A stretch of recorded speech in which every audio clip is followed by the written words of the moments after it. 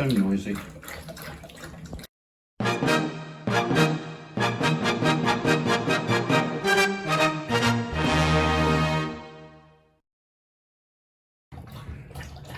Now yesterday I put my sloes into my gin and then I put the bottle away in a dark place, but this is what it looked like yesterday just after the sloes and the gin were introduced.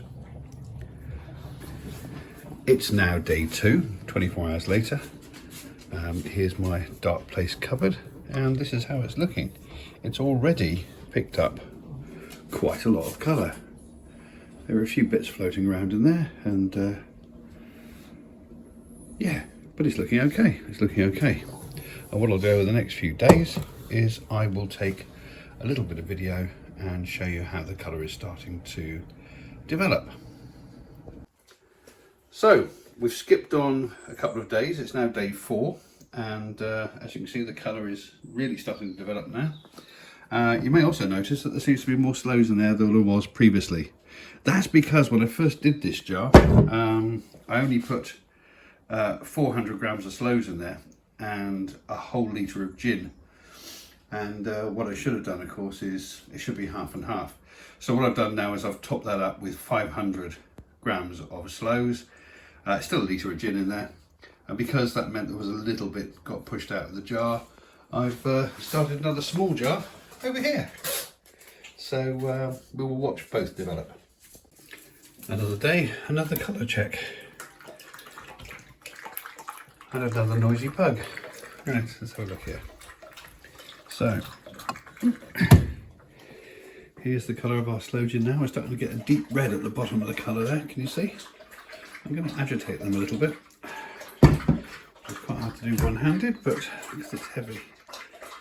So I don't know if you can see the colour is a much more vivid red after agitating. That's the colour we're going for. You are so noisy! And as you know, I started a little secondary jar of stuff yesterday, and that's the colour in that is starting to come out now, as you can see. Look at that colour, lovely. So, see you in a few more days. Now you will see various guides on how to make Sloe Gin, which show you putting the sugar in at the same time as you add the gin to the blended sloes. I have a slight issue with that because sloes, depending on the weather, depending on what's been going on in the natural world around them, sometimes they're more sweet than other years. Some years they're very sweet, sometimes they're very sour, and you can't really judge the sugar levels until you've actually made the Sloe Gin. So what I always do is I add the sugar afterwards. And the other thing is, I discovered a few years ago, I always used to add white sugar or demerara sugar, but I thought, you know, I should be using something more natural, because after all, the gin itself has been flavoured with juniper berries, and juniper berries come from the juniper tree, of course, the kind of evergreen that grows in the UK. And then the sloes themselves come off another kind of tree, off blackthorn, and I thought, well, it'd be nice to use something from a tree to sweeten it. So a few years ago I tried using maple syrup, and the results were extraordinary. That rich sweetness you get from maple syrup that tastes a little bit different than sugar, because it's got that sort of caramelly, toffee-ish sort of flavour with it, just really adds to the flavour of the Sloe Gin. I do hear people quite rightly expressing concern about foragers and the fact that we're taking away food from wild animals, and yes, I would agree with you if we were doing this on a commercial basis, but I've picked about 500 grams of sloes here, which is what I've been using in my Sloe Gin, and trust me, I have barely touched what's on these bushes. I mean, look, it is still absolutely heaving with sloes. There's plenty there for the birds and the other animals, and more importantly, there's more than the animals will need. I can guarantee I will come back here in a month, 2 months time, and there'll be loads of ones that have just withered on the stalk, a bit like the blackberries at the moment. It's just so prolific, and it's a particularly prolific year this year.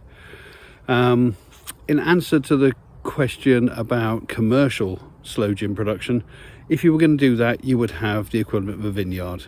I mean, sloe bushes, they're a species of plum, they're a prunus species, they grow really quickly, really easily on all sorts of soils.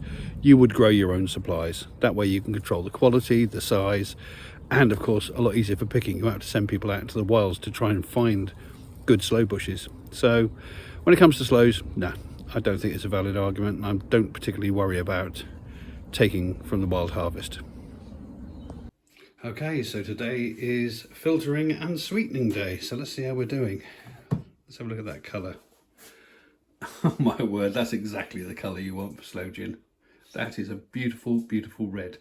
So yeah, that one's looking pretty good. And even the little one, the colour is joyous.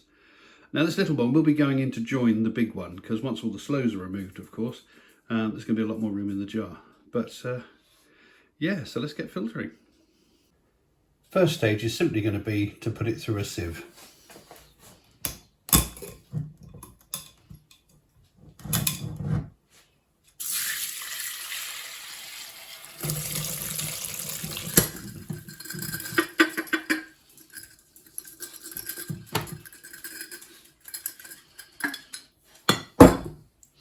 Okay, so I'm going to do the little one too.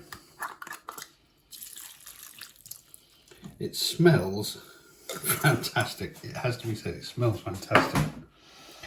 Now we're just going to let that drain through.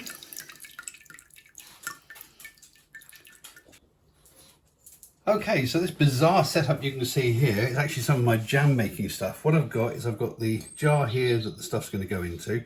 I've got a funnel sitting in the top of the jar, and on top of that I've got 2 jam straining muslins which will pick up any bits and pieces whatsoever. So now what I'm going to do quite simply is pour the gin through the 2 muslins into the funnel and into the jar.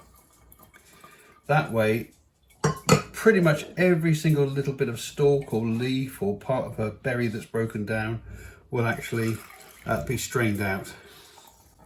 It's a nice simple way of doing it. If you've got the equipment, if not, you can just strain it.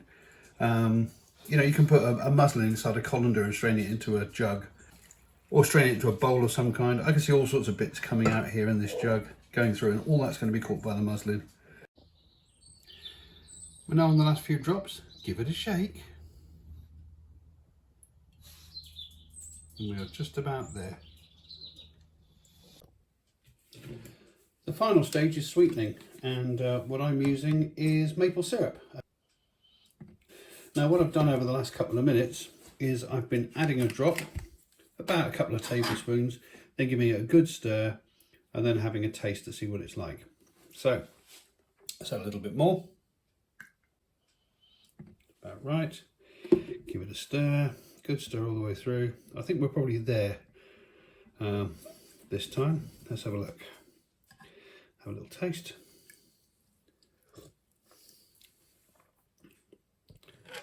I have to say, that is spot on.